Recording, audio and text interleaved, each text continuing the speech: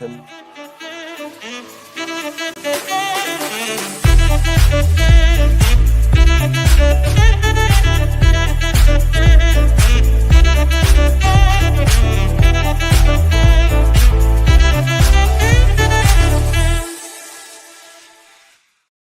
What's up, guys, and welcome to the Heron Heads podcast. It's been a while. We've been on off-season mode, so we're back. We're coming in to bring you all the news that's been going on with this club. It's been a ton of stuff going on with transfers, coaching, kits, all sorts of things, different competitions. So we'll be going over everything in just a minute. But before we start, a huge shout out to our chief Heron Heads, Matias, Chow, and Mariví. Thank you so much for your continued support, even in the off season. Means so much, and it is because of all our supporters, not just the chief Heron Heads, but the other Heron Heads and everyone that watches that we're tuning in and turning up tonight. So, yeah, how's everyone been? Happy holidays to everyone, and yeah, I'm excited to talk some Inter Miami with you guys. good to be back, guys. It's been a while. Sorry, my voice is a little weird. I'm under the weather, but yeah, a lot to talk about. You're absolutely right. I don't know. I don't even know what the lead would be. There's so many conversations to be had. Whether I don't know if you want me to give like a quick little rundown of what they are or what I think they are, or if you guys have a little more structure to this. But I mean, the one that kind of caught me off guard is Chris Henderson leaving. That was the one. That's my one thing. But yeah, go ahead, Jose. I know you. I see the pens out, so that means there's notes taken. No, not really. Just anxiousness and annoyed with how we ended the season. Kind of reflecting on it a little bit. It's funny. It's weird because I'm happy, but because we got another trophy, another season, another trophy. Mostly our history has been with we haven't had any of this, right? And all of a sudden we're in every conversation, every rumor we're in it, every trophy talk we're in it. It just sucks because like Mike V was right, got the out, and it's not that it's unfortunate, but we were always very annoyed with a lot of his decisions. But I mean, at the same time, it's kind of awkward, right? Because he did just have the best season ever in MLS, so it's like, where does that all fall, right? And so that's one of those things that it's like, so like, where do you go from there, right? So I guess they answered it. They said that's not good enough, and they're moving on. So that's where we are right now with a new manager, a new sporting director. Which what we did was we moved on from Chris Henderson. I don't know if we moved on, or I don't know if he just moved on. But we kind of already had someone in place doing the same kind of stuff, so it was kind of awkward. Which was the old soccer. I think it was old soccer president from, let me see, his name was Raul from FC Barcelona, executive Raul Sandeji. He was the president of soccer operations, and he was kind of like supposed to mesh with Chris Henderson. But it's interesting. We're moving in a different direction, and I'm excited. Love the rumor mill. Yeah, lots of rumors. We got to be careful with them. Some very exciting, some not so exciting. I think we have to all agree that we all kind of wanted Tata out at the end of the season, but we were all giving him to at least the beginning of next season, I think. So it was kind of surprising. I think his replacement is a little surprising as well. I haven't really seen a lot of good, I guess, reviews or comments about him. It's been a lot of, oh, why we do this? Oh, why is it him? Whatever. So it's going to be another wait and see with him. He has a familiarity with a lot of guys on the team, and who knows? Maybe we could bring in some other guys because of him. So we'll see. But yeah, the rumors are going to be fun. The rumors are going to be fun going forward. Seen a lot of big names, a lot of not so big names, but that maybe make a little more sense, like center back. So. Yeah, it's just the beginning of the off season, but it's good to get together again and kind of recap what we've been seeing, and see where we go from here. Yeah. So one thing that sort of happened, I guess, sequentially from when Inter Miami got knocked out of the MLS Cup playoffs. Messi was named MVP of the league. So that's something pretty awesome that now we have as part of our club history. I'm not surprised at all. His output, even given the fewer amount of minutes that he played across the entire season, his output was so ridiculous. Like, he was basically every 40, 50 minutes having a goal contribution. So I think there's not much of an argument to be made against it.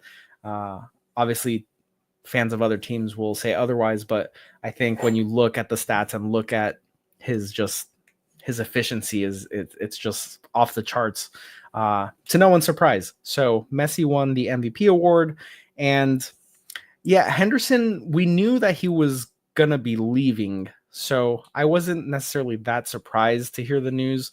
I haven't seen any replacement be named as of yet, so it's not a situation like Tata having to leave for personal reasons, and then Mascherano already within like a week was named the next coach. So I'm interested to see what Mascherano brings. He's unproven at this level. He was most recently the manager for the Argentine under 20 team, so he has some familiarity with some of the players on our team already. He's managed Toto, Redondo, Benja. So I think it's going to be really interesting to see what he does. I think from a locker room standpoint, the players are going to probably really enjoy him, someone that used to be in their shoes. But I'm interested to see from a tactic standpoint, which is something that we got pretty frustrated with Tata about, for not being the best tactician that we've ever seen. Now we're going to Mascherano, who is unproven. What does he bring to the table? Can he field a comprehensive team that is able to compete and make a deep run in various competitions that, we admittedly underperformed in? So I'm excited because it's something fresh, something new, and it's a big question mark. It's a big unknown. We don't know what's going to happen. So I think Mascherano's will be. I think he'll be good. He's made the logical sort of progression. He was a player, one of the best at his position. He played under some of the best managers of the modern era. And he's worked his way up the managerial ladder, maybe took this next step faster than people anticipated, but here we are. So I'm excited for Mascherano. Yeah, it's what is it? Cautiously optimistic. We all were frustrated with that time after time, all throughout his tenure here.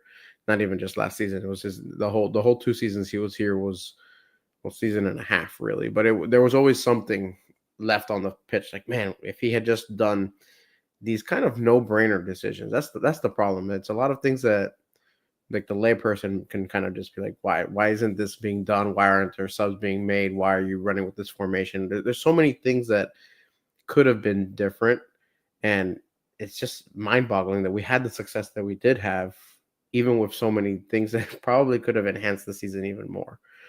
So hopefully, if Mascherano just does the basics and provides a little bit of tactical prowess when it comes to coaching up defenders, this will be hopefully a really good recipe for success moving forward. Again, it's another guy who's comfortable with the Barcelona boys, who's played with them and knows how they think. So that's something that we want to see moving forward.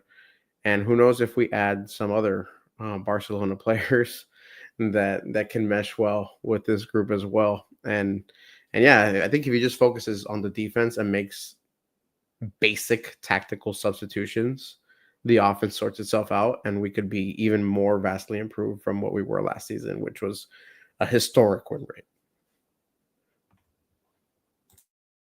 Yeah, I agree. And to that point, one of the players, we can talk, sort of go in and out of topics, but one of the players that we've been linked to this offseason is Pablo Torre from Barcelona, who's a midfielder.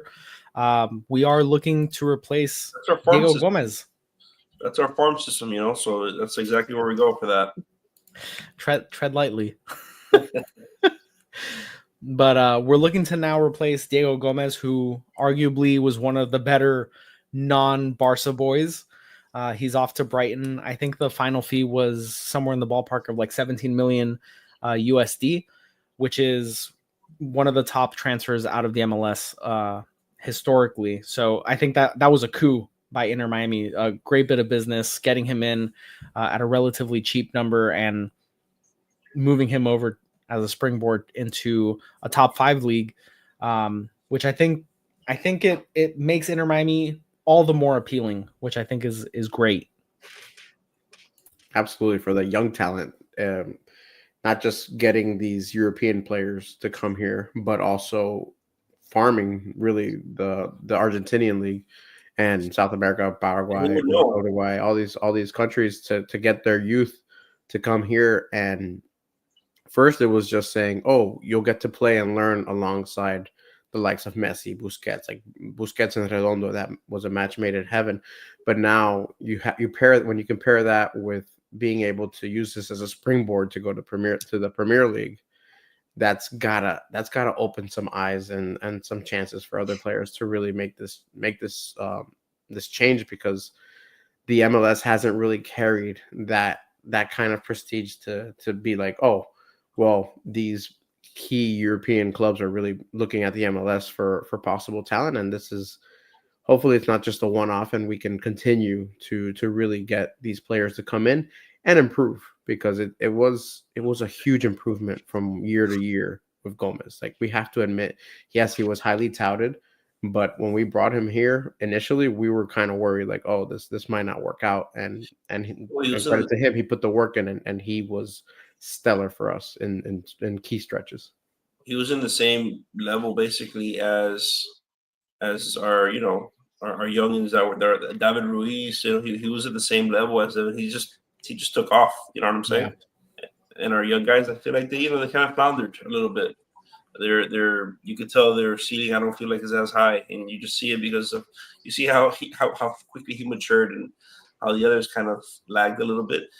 Noah Allen, I can't say anything. That guy's a freaking star. I don't care what you guys say.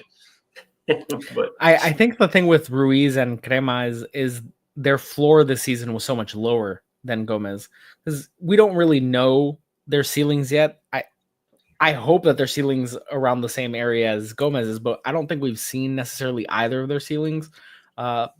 Crema seems more talented, so his floor may be higher than Ruiz's, but I think with Gomez, his floor became so high that he was, after Suarez, Alba, Busquets, and Messi, he was the first name on the team sheet. And it's weird to say the first name on the team sheet being the 5th name on the team sheet, but outside of like the obvious superstars, Gomez was our guy. Like, there were large stretches that he was the best player on the pitch, in spite of there being these superstars alongside him. So great for Gomez. I think he's going to do really well in Brighton. They do a really good job of essentially what Inter Miami does at the next tier within the Premier League. Like, how many players has Chelsea bought from Brighton? Astronomical rates. Yeah. And managers. Yeah. And I see the same transition eventually that happened with Gomez. I feel like that's next with Redondo, right? That's what they got him for. I think that's the hope, right? Is that all these players, they either hit like a sweet spot where they're good value for the club to keep and they're good talent for the club to keep, or there are these like sort of diamonds in the rough that sort of supersede that and go to the next level, and it's like they're too valuable to offload. They have higher aspirations than this, and we become the springboard. And I think that's a beautiful place to be for Inter Miami.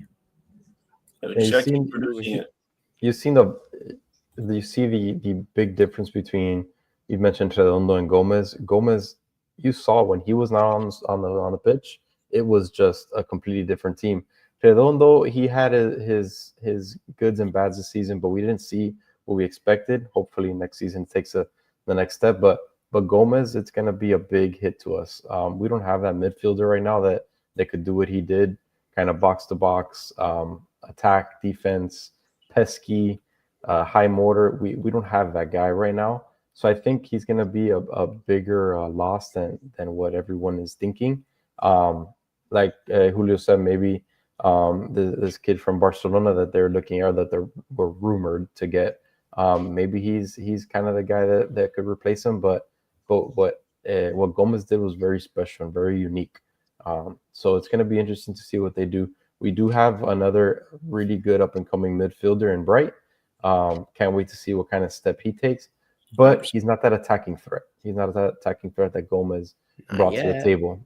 Not yet. But wasn't either. Remember year one, Gomez, not a scorer. Yeah, but he was still at least in the he was still at least in the vicinity. Bright kind of just sticks back, plays that defensive role.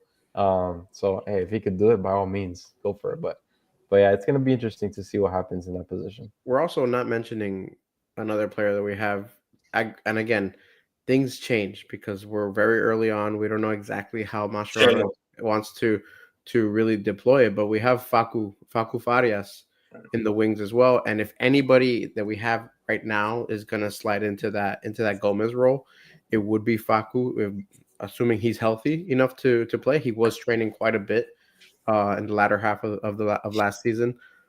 That's somebody that I can see who the club respects and is able to provide some offensive help. He's not what Gomez is in the intensity and when it comes to defending, but we don't have a player like that. That's what Gomez was so special, is that he was initially brought on to be just a midfielder, and he evolved. And then he's somebody who can float around and could go from midfield to left wing to left mid. And he really gave Tata options.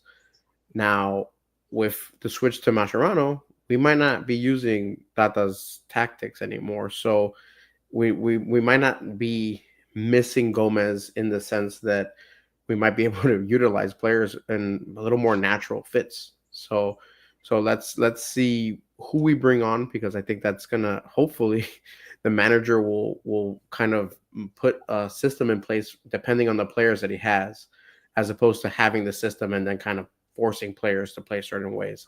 And that might open up opportunities for Redondo and Bright and some other players who we don't think of as much as being able to provide anything in attack. And maybe if put in the right situations, maybe they can be a little more useful. So we'll see. It all depends on who we bring on and what Mascherano can and will do with them. Yeah, I mean, it does depend on who they bring in, because for example, the reason why we all fell in love with Gomez is similar to the reason why we fall in love with Bright. It's not necessarily, I mean, I'm not necessarily like what he brought on offense. Gomez was awesome, but it got better and better, right? I feel like he improved throughout the season. I think other folks can do the same thing, but what other guys don't have that he did was he was a pit bull on defense, and he was something that he would not only attack, but he come right back and just like go ahead and steal the ball and walk the pitch up again. And the reason why that's so important on this club particularly is because we do have aging superstars. And the problem with that is that, I'm sorry, but all the names that I've heard are also aging superstars. And so Chris is kind of right, where it's like, I don't want to say he's totally right. It's kind of right, where it's like, you know, you're hoping that this guy, he was our little pit bull just running around everywhere. And now we're going to be bringing in another guy that doesn't really want to run around and be a pit bull. So now all of it will fall on Bright, basically, right? Because who's gonna keep up with these guys? You know, like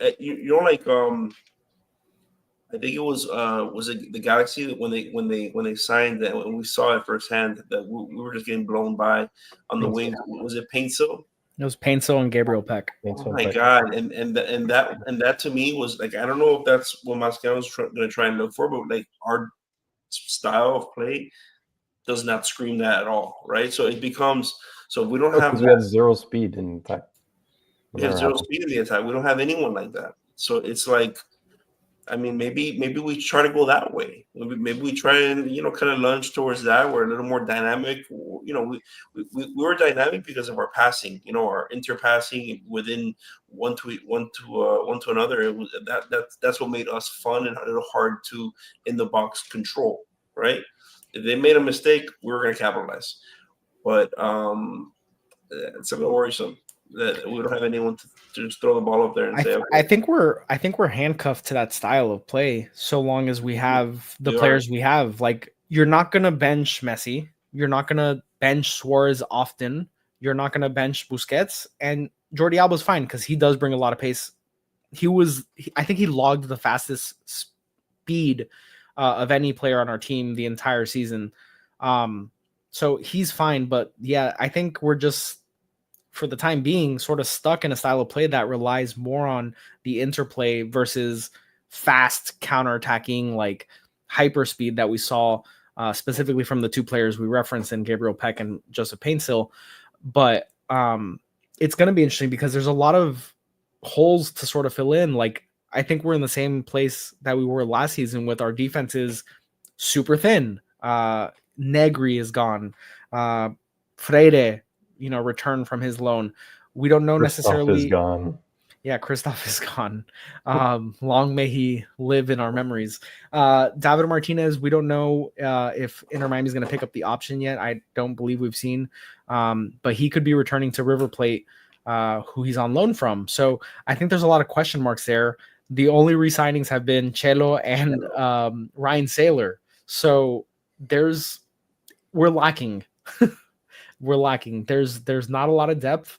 And although Noah Allen took some big strides, are we going to live with Noah Allen and Toto as our day one starting center backs? I don't personally think that's good enough.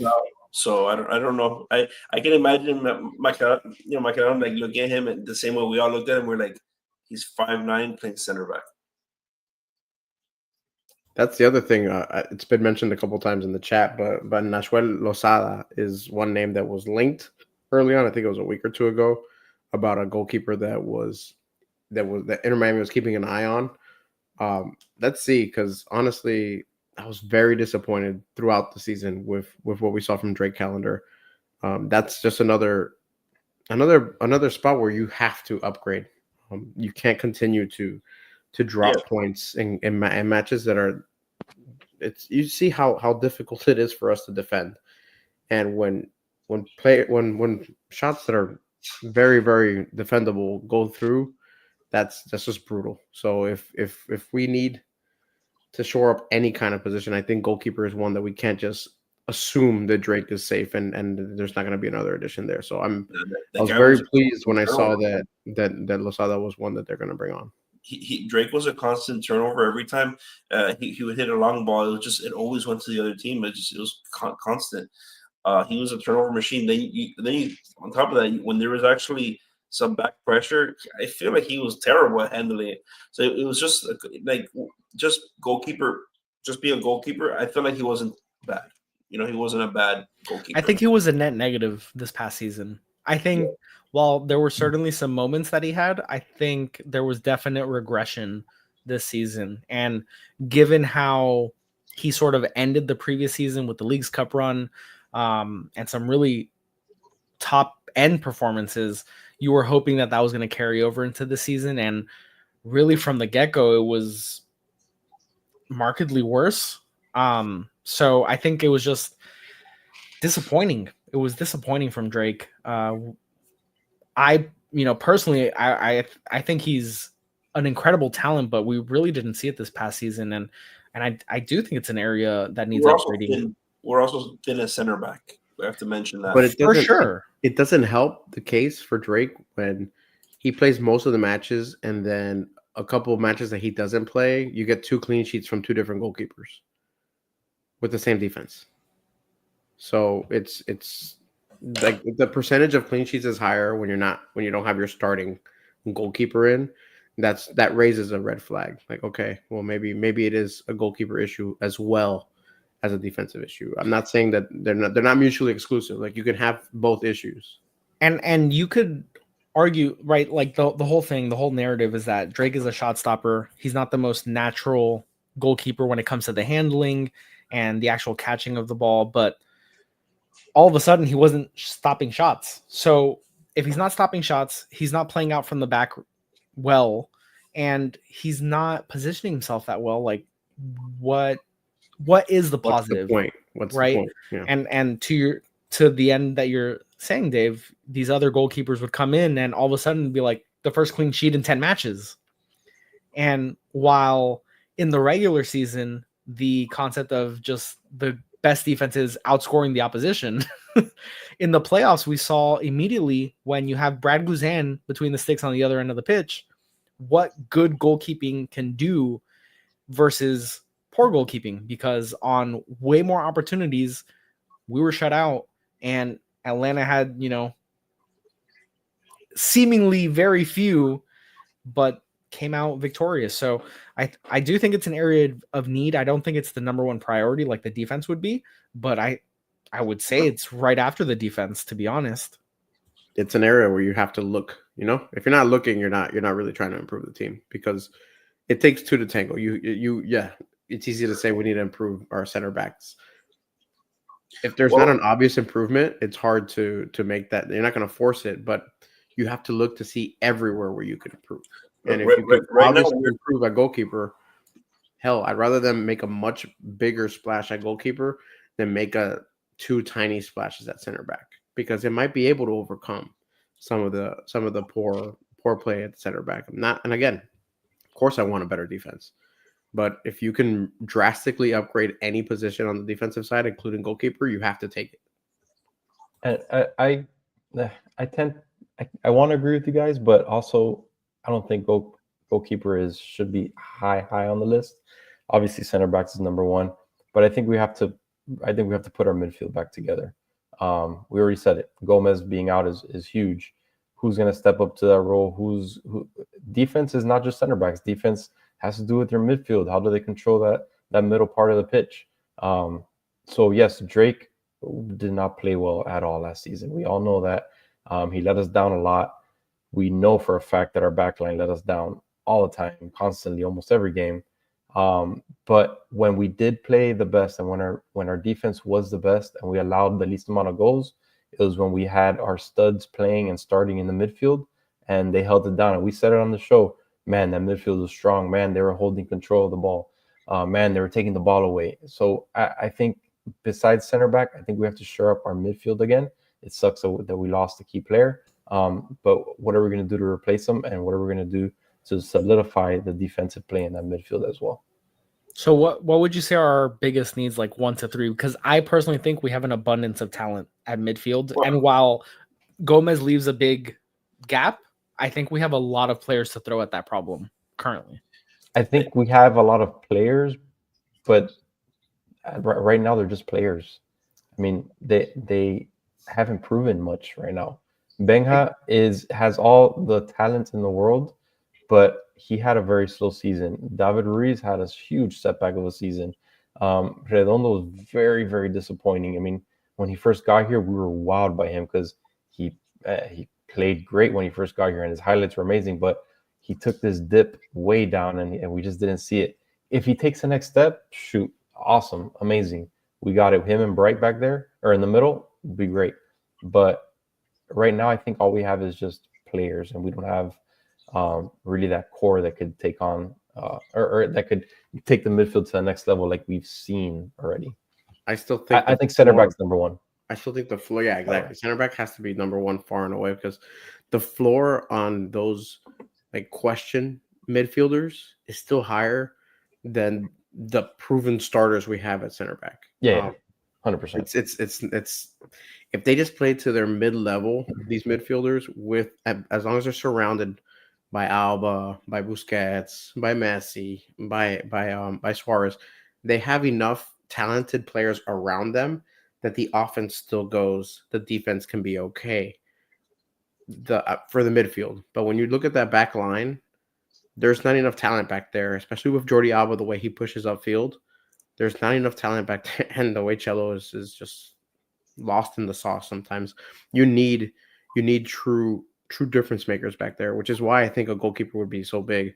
CDM is one spot that they might not need to really acquire. If you have Bright and you have Busquets, a CDM might not be required, so long as you get one decent center back or one good goalkeeper, because it'll make enough of a difference in that defensive backfield that the CDM position really won't need to be added to.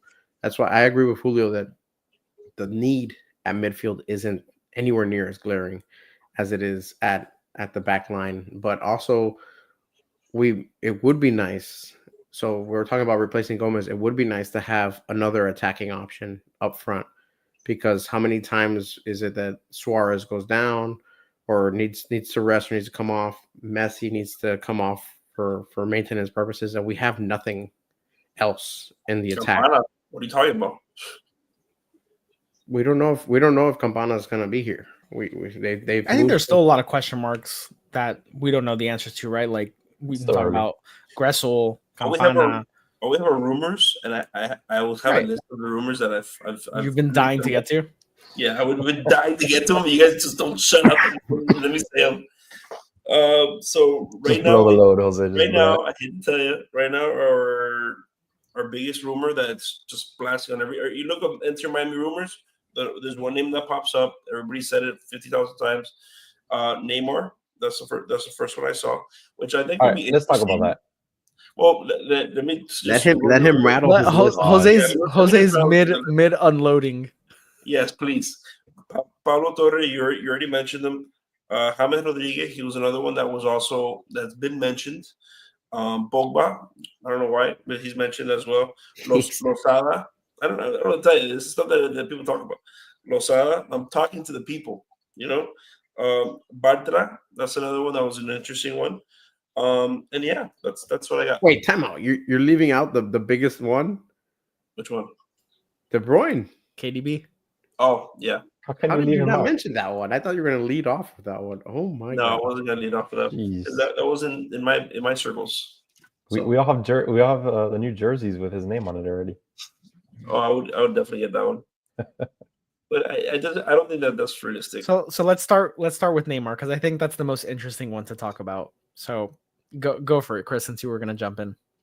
I was just going to say, how happy would you guys really be with Neymar? Coming from me, just my thoughts. The guy hasn't played in God knows how long.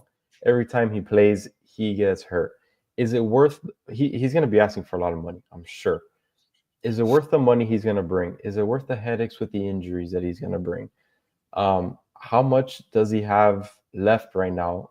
Looking at the recent history, last year or two, or really his whole career, he keeps getting hurt. But let's look at the most recent stuff, last year or two. Is it worth it? Is that signing really worth it? So the way I look at it is, it hasn't worked out for anybody, but it might work out for us. That's how I feel. I feel if we get Neymar, I've never seen him play in pink. So, Robbie Robinson. So I think if we get Neymar, it might be different just for us. We can fix him. Yeah. Our training staff, when everyone we can fix him. has injuries. Everybody knows that our pitch is the best. Hey, Neymar, come play in Atlanta.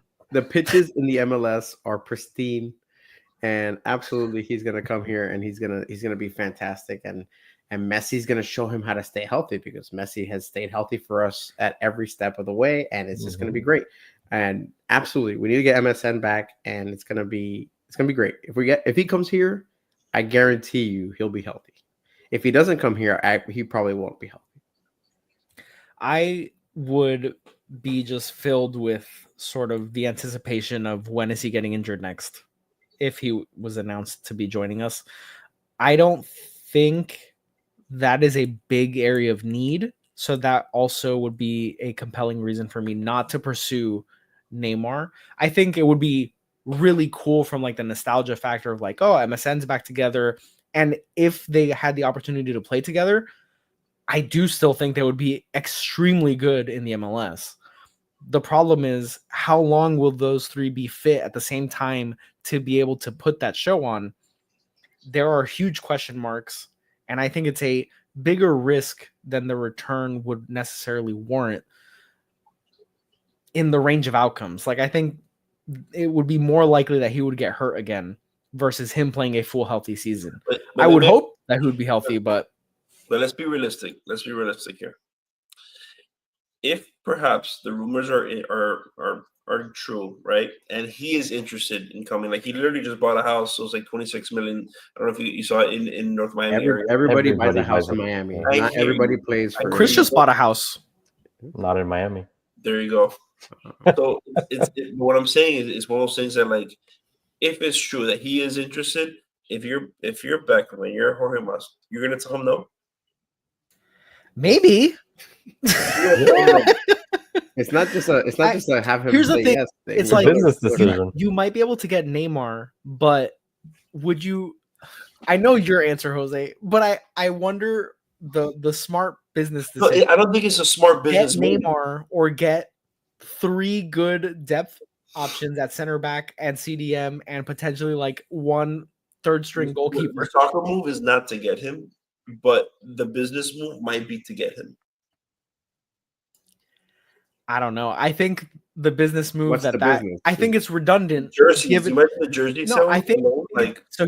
Here's my counter You're argument. in the business of selling jerseys, or you're in the I think business it's of winning games. redundant to Messi because Messi already increased the gross sale of everything Inter Miami by like just crazy numbers, right? Like we are the top selling jersey. Suarez is top 5. The ticket sales, the merchandise sales, like everything, everywhere you look is Messi or Inter Miami. And while obviously you would add to that, I think you already have established that with Messi and Suarez and Alba even. So I think while I understand your argument for Neymar from a business perspective, I think it's just overlap. And I don't think it's as much as if you were just, as an example, like St. Louis City bringing in Neymar. And he was like the marquee player. And then all of a sudden you see Neymar jerseys everywhere. I think it's very different because you already have sort of these marquee players. The move, I think, if they really want to look into the future, right now Messi is the guy selling the jerseys, selling the tickets, all that stuff. If you want to spend big money, and obviously this is hard to do in the MLS, but if you want to spend big money, spend it on a younger guy. It doesn't have to be a guy in his prime, 23, 24, 25. He could be a little older, 28-ish in that area, but spend big money on that guy that once Messi retires after next season or whatever it's going to be, he's still here to bring in the jersey sales, to bring in the tickets. That's the right move to do. Not Neymar, who's going to be. Who is this hypothetical player? I don't know. I'm just saying. If that's the move to do, if you want to do it, we should sign a unicorn. Who's just don't spend don't spend the money on this guy that's always hurt. Here, let me tell you. You guys want to spend money on this guy that's always hurt, and if you were spending crazy money already. If you were spending crazy money, of the names we mentioned, I would say KDB at 33 years old brings so much more value to the team needs, to how this team can function than a Neymar would do. Neymar would be the star appeal, super flashy play when he's able to. But the problem is, and KDB has had his fair share of injuries, but Neymar's injuries are so much more catastrophic in nature. Like Kevin De Bruyne gets a lot of soft tissue injuries. Neymar like tears his ligaments when he gets injured. Like it's not, he goes all the way. So I think just the allocation of money towards these transfers, I have no idea, but I would think that the front office would be more aware than just being like Neymar's going to sell some additional kits on top of the huge kit market share that we already have, then is worth it. To me, I would hope that they would stray away from that unless it was like a hyper friendly deal, which I don't necessarily think Neymar is looking for because he just took a giant bag in Saudi Arabia.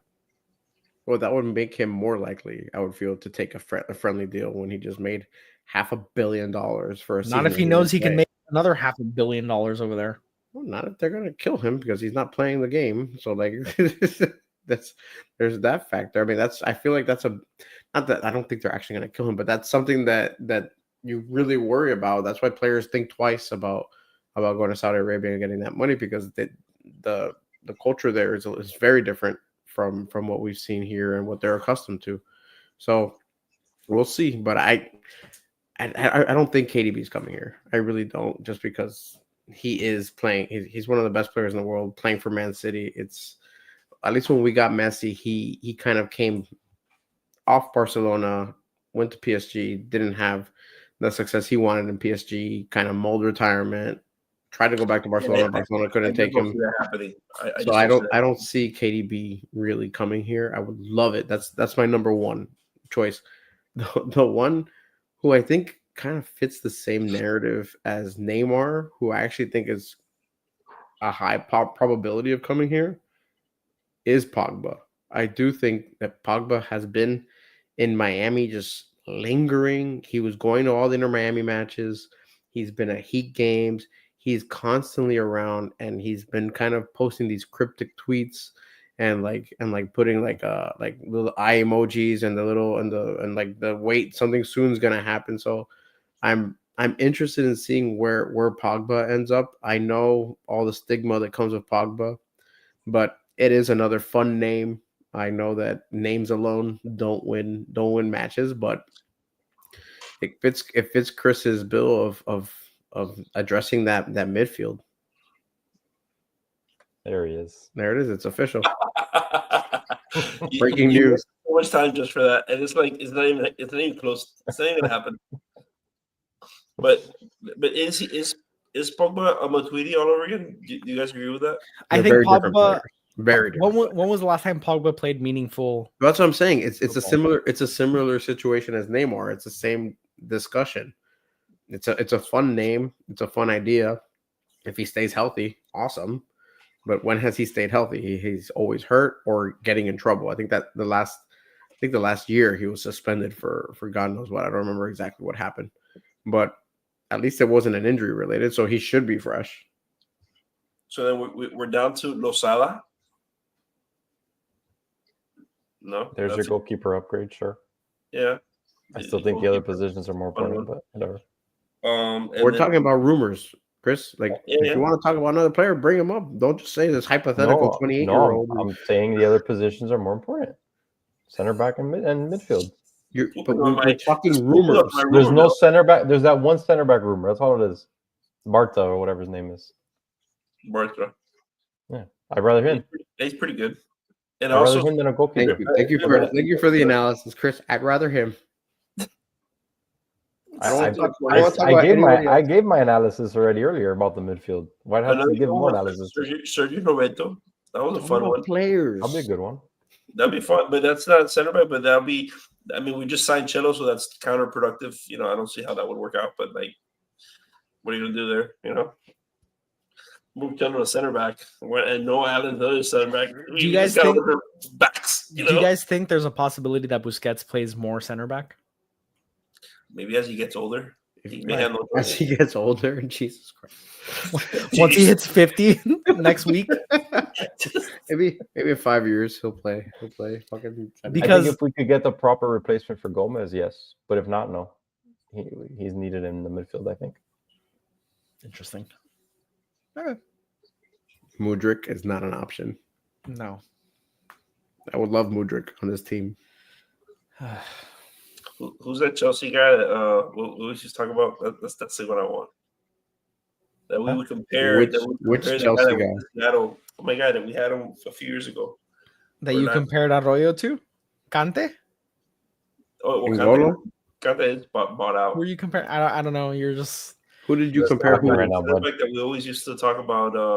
We used to compare him. Oh, the center back Yeah. who plays for Madrid now. Rudiger. Chelsea. Yeah, Rudiger. oh yeah. Oh Rudiger. yeah. That Kamal Miller. Yeah. Come on, Miller. Dude, I you know, wish, man.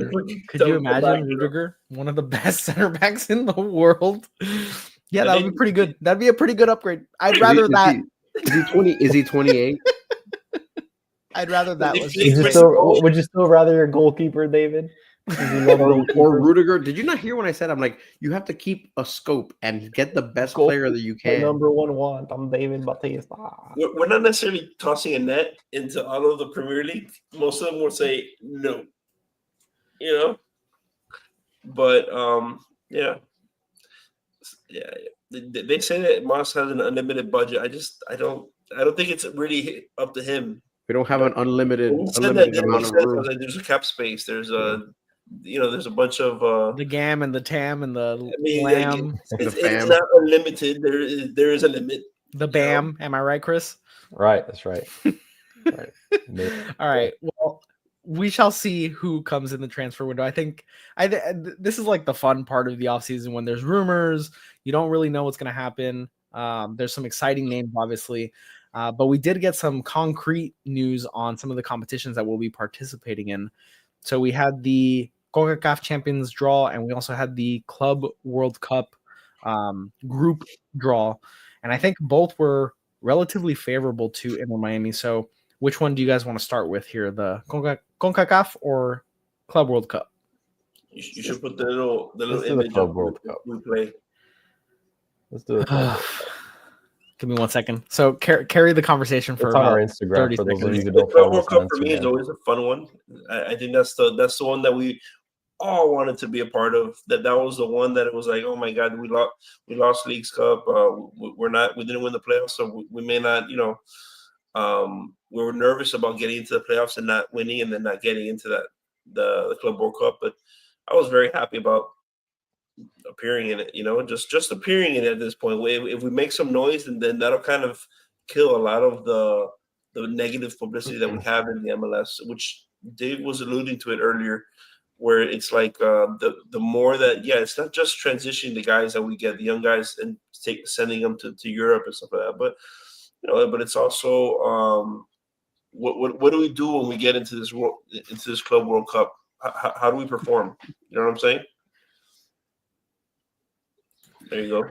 I think it'll be interesting because to me, this was an extremely favorable draw. There were some very difficult potential opponents in the different pots that could have been drawn in these different slots. And for the hardest competition to be Palmeiras and FC Porto, it could have been Madrid, Manchester City, it could have been Chelsea, it could have been a number of clubs that really on the global scene just relax. Okay. Like we all know that they would be so quick to fold. Relax. This is just it's a favorable draw. Like there's no other way to slice it. It's a good draw. We have an opportunity to get out of the group, and I think that is such a massive opportunity for Inter Miami. We have a lot of things to get in place before we can say that with any certainty, because even this group, would be, it's difficult, right? Like that's sort of the point. These are the best teams across all the leagues in the world. So it should be difficult to get out of the group, but I would say this is about as good of a draw that we could have hoped for. Yeah, there was this one right now is 18th in the Europa League. Who? Okay, that's the European competition. What about their domestic league? Who was it, Palmeiras or Porto? He said Porto. And he was looking up their Europa League rankings. And Palmeiras has a really young Chelsea player, right? Which one, Estevao? Yeah. He's playing well. I'm pretty sure he's on Palmeiras, so that'll be fun to watch.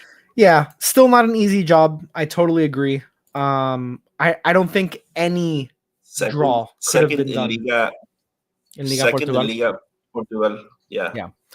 No, Porto's good. 36 points. Porto's good. Consistently one of the best in their domestic league. Sporting is number 1 for them, and Benfica is number 3. Yeah. It's not easy. It's not a given. Gonna be difficult. That was gonna be the reality no matter who was drawn in the other slots. But I do think, again, given who was in the pots for these slots, I think we had a very favorable draw. Yeah, at the end of the day, all of these teams are tops in their leagues for the most part, right? So it's not going to be easy. It's not going to be a cakewalk, but I agree with Julio. It's definitely the best draw. I mean, look at poor Seattle. They have a rough group. They just got the short end of the stick overall. But it could have been a lot worse, let's just say. Yeah. I'm looking up Palmeiras now. They're second in their league. Oh, yeah? Mm-hmm. Okay. So that's what I'm saying. I mean, all of these teams are tops in their leagues. Just look at who we could have drawn, right? Like, we got Palmeiras out of pot 1. Look at who we might have been matched up against, like Manchester City, Madrid, Bayern, PSG. Yeah.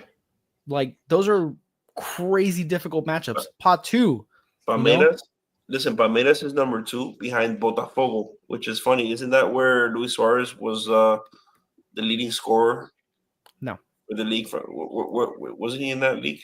Gremio. Okay, okay. We did get a player from And they're Botafogo. 14th. They're doing terribly. We did one of the center backs. I think we got from Botafogo, right? Who? No. I think I don't know. I have to look at one of the players that we got from last season was from Botafogo. I could have sworn. I thought it was. You're right. I thought you were right there. Yeah, but point being, we had a very favorable draw. Yeah, we definitely got an easier route to make it out of group, and that should be fun. It should be fun. At least, all we wanted was a chance, right? And we have a chance. Can't wait to get that complicated trophy lifted over Messi's head. Which is why like now this new like now we're going to be heading into like this transfer window, and we have to have that in mind. Or like, can you imagine we have that trophy? Like, how stupid would that be? It's also the way MLS is set up, where it dooms the MLS clubs to do poorly in these tournaments, just because you don't have large clubs, you don't have enough quality players to survive multiple tournaments, because you have the same guys doing the same games every game in and game out. Eventually the tires are going to be blown off, and you're either going to have to constantly rotate players in a very short bench, or like when you look at, I keep bringing up Chelsea because that's the club I'm most familiar with in Europe. They have a deep system, and they can pull players in to play these tournaments that the MLS teams just cannot do. So we're really doomed, and then everybody's gonna make fun of us when eventually you do get beat and you don't advance, and they're like, oh, Messi doesn't have it. It's like, well, Messi's club is playing with one arm tied behind its back as well. The MLS rules do not help these international tournaments. And you know what I would almost wish that we were allowed to do? Like, what if we're like able to like for these types of competitions, like why can't we be able to sign people just for that kind of thing? You know what I'm saying? To take our hand off from behind their back, like Dave's saying, like, and all the MLS teams that are competing, just because it would be very nice to be able to like actually be allowed to compete. You know what I'm saying? So, did he just jump off? Jeez, because he had a good thing on. Oh, there he's back. Sorry, took away the screen. That's such a nice screen going. You know, just going to talk about the CCC. And Sarti agrees with me, so we should obviously put that up. I agree with Jose here. He should be preparing to. We should be preparing to compete in the CWC. MLS should become much easier after that. I agree, Sarti. Yeah. So you agree that he agrees with you? Yeah, I agree. I agree with him. He should agree with me. Well, speaking of good draws, so we have pulled up small, Julio. Like I don't even know what I'm looking at right now. You need to get some glasses, but yeah, go visit one of those specialists. You know what I mean? But Inter Miami in the CONCACAF Champions Cup drew Sporting Kansas City as their round 1 matchup. MLS opponent that we're familiar with. Beyond that, it could get a little hairy, but listen, we saw this past season in the Champions Cup. Once you get past the early rounds, all the matchups are going to be tough, going to be tricky. It does seem that we avoid any Mexican competition until potentially the quarterfinals. I'm unfamiliar with Cavalier. No, Cavalier is a Jamaican team. Yeah, so we avoid Mexican is what I said. Yeah, it don't matter. But we avoid going. It does matter. We went to Monterrey and got our asses handed to us. We avoid them. We avoid them until because of David Ruiz. We avoid them until the semifinals. Any Mexican teams. So talk about easier draws. We got Sporting KC is not great. Cavaliers is a Jamaican team. I'm pretty sure we could do okay against them. Quarterfinals is where it gets tricky because look at who's up there. No, are you? No, it would be Columbus or LAFC or Colorado. I read it wrong. I read it wrong as well. So where is this tournament played? Well, like if we play Cavalier, are we going to Jamaica? Seems like it. We. Yeah. Yes. Yeah. We're gonna stay at Sandals, all 4 of us together. It's the rules. Dude. We have to go. And we just tell our wives we have to work. So please help subscribe, us out. subscribe. Yeah, a lot of likes. Subscribe. Visit our Patreon link in the description. Super chats to go to Jamaica. Yeah, quarterfinal I think is where we're gonna have the biggest issue because out of those top, LAFC and Columbus could be. Well, they a big play each other. possibility. They play each other. We don't got to play them. Right. So we're probably gonna see one of those. That's fine. We'll That's take what I'm them out. The bigger issue will be the semifinals when we play Monterrey again. I will say that would be fun to get a rematch against them. As long as it's not Would it be? Monterrey. It As long as was it's here. Yeah, it was a home and home. Yeah. I It would forget be how fun. I forget how I this agree. tournament works. I agree. It would be fun. We need we have some unfinished business. Yeah. we don't need we don't need to shy away from competition. If we're shying Not away at all. from competition, it makes us look weak, and then that's what everybody's going to point at. It's like how unfortunate is it when everybody says that Miami has an easy path to something and everything's given to Miami. No, give us some stiff competition and let's get these guys out of the way. So I would love to see Monterrey. If we play Vancouver in the semifinals, I'm not going to be crying about it. If we lose in the semifinals? No. If we were to play against Vancouver in the semifinals, I'm not going to cry about it. Correct. Right. I'll be happy. Or Alajuelense. Right. Anybody but them. David's gonna be crying about it. I would be crying about it if we lost at that point. Oh boy. All right. So we have some things to look forward to in those competitions. And then the last bit of news were the new kits that came out. No, and also the Cleveland Brown Stadium. Okay, Jose. Go for it. Knock yourself out. So, and we talked about this before we went live, and nobody wanted to talk about this. But you know what? I'm going to talk about it. We're going to play the Columbus Crew in a regular season match in Cleveland Browns Stadium. How about that? Thanks, Jose. Columbus Crew fans are Cleveland very Browns upset Stadium. about it. The Columbus Crew fans are very upset about it. Okay. So, anyways, here are the new Inter Miami kits. I don't love them. Barcelona wannabe. I don't love them. Personally. What do you guys think? I think they're kids. I don't care. Put them on and win me a few more trophies. How about that? I'm not gonna buy that one. Put KDB in the back and you'll buy it. You're gonna be happy. I'm just glad it's not the stacked thing because I hate that. The stacked logos? Yeah, I hate the stacked logos. But besides that, it doesn't really do anything for me. It's all right. Whatever. Yeah, I'm not a huge fan of the big color blocks. I prefer like a solid color or something a little bit more interesting to look at. This to me, it's just not doing it for me. It's funny when I put someone's comment, it just blocks out Chris. It's so rude. If KDB comes, I want the teal one, the alternate from last season, which I hope they get more. The teal one. Oh, really? Thank you, Jose. Thank you. There's somebody that really fun doing it. It's the one laughing the hardest. When you're talking and just like, can see your face. All right, Jose. Any more news that I forgot to bring up? We got it all, folks. Got it all. Well, there you go. I don't know when the next time we will be live will be, but in case it's not before next Wednesday, happy holidays, Merry Christmas, Happy Hanukkah, Happy Festivus for the rest of us.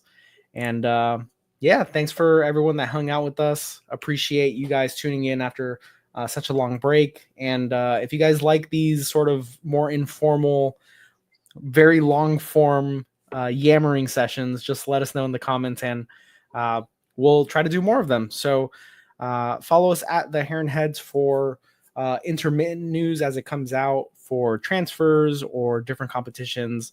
And we'll keep you guys as updated as we can. But until the next time, thank you guys for tuning into the Heron Heads podcast, your first stop for all things Inter Miami. And happy holidays.